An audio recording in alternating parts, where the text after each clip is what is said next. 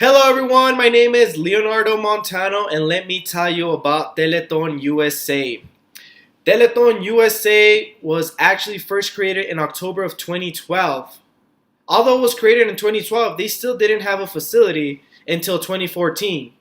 So what they did was they took those 2 years of the fundraiser to save money and actually save to open up a facility. They actually just opened one in 2014 in San Antonio, Texas.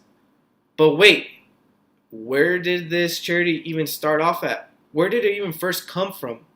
The idea first originated in Mexico back in 1978 when famous Mexican TV star known as Don Francisco started a 27-hour fundraiser for children with disabilities. So is that what the facility is used for children with disabilities?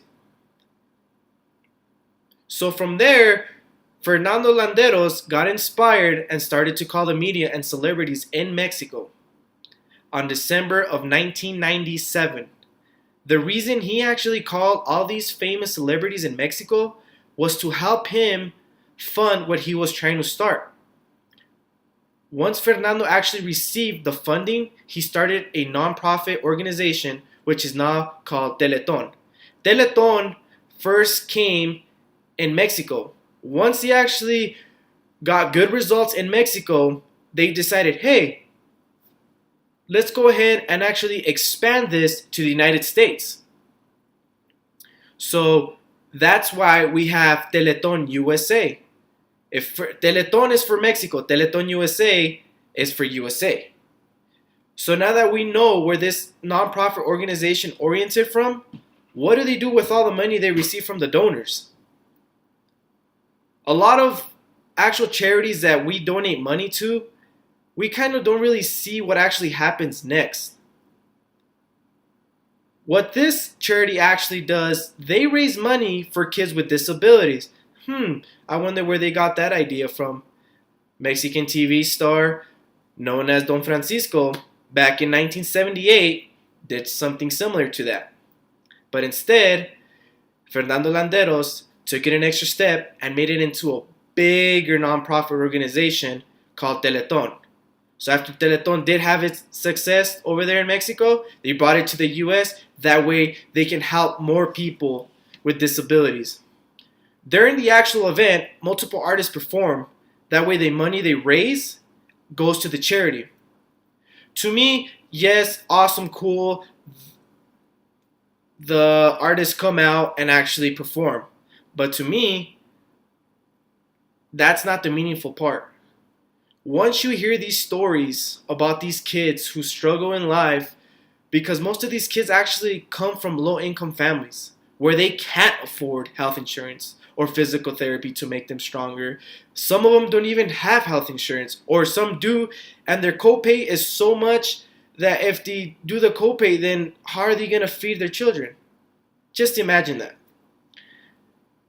Here is an actual story that actually caught my attention and made me get a knot in my throat. This little girl named Maria was diagnosed with ataxia disorder. This is a rare inherited disorder that affects the nervous system, immune system, and other body parts. Essentially what it does, it prevents you from moving your hands, touching your face, or playing with toys. So it was really hard for her. Unfortunately, there's no cure for this. But her dad then took the initiative, because they were from Mexico, to move to the US to find better treatment for his daughter. You know, going to the unknown is scary for a lot of people. But he took a risk in life that might have saved his daughter's life and actually enhanced her ability to move, to try to be a kid again. When he moved to the US, he actually found CRIT USA, which is Children Rehabilitation Institute Teleton USA. Although he did come and try to find a better life for his daughter, there was a downfall. Maria and her dad came by themselves. They unfortunately had to separate from the mom, and who knows how long they actually been separated for. But until recently, after 7 years of not seeing each other, the charity has made it possible for the family to be together once again and see positive progress in Maria. Just imagine if your daughter was sick, you hadn't seen her in 7 years, and you come back and she is actually, there's actually good progress in her. Just imagine how good you actually feel. Like I said, there is no cure for this disease, but there is therapy that has helped Maria regain strength and become herself. These are the types of charities we should be helping raise money for. What fault do the kids have for not being able to be kids if the parents don't have the money? Every kid should have the opportunity to be a kid, because you can only be a kid once in your life. And from my experience, that time went by so fast, it felt like a blur, like a blink of an eye. I encourage you to support these families who are trying to give their children a second chance. Donate what you can without breaking your budget.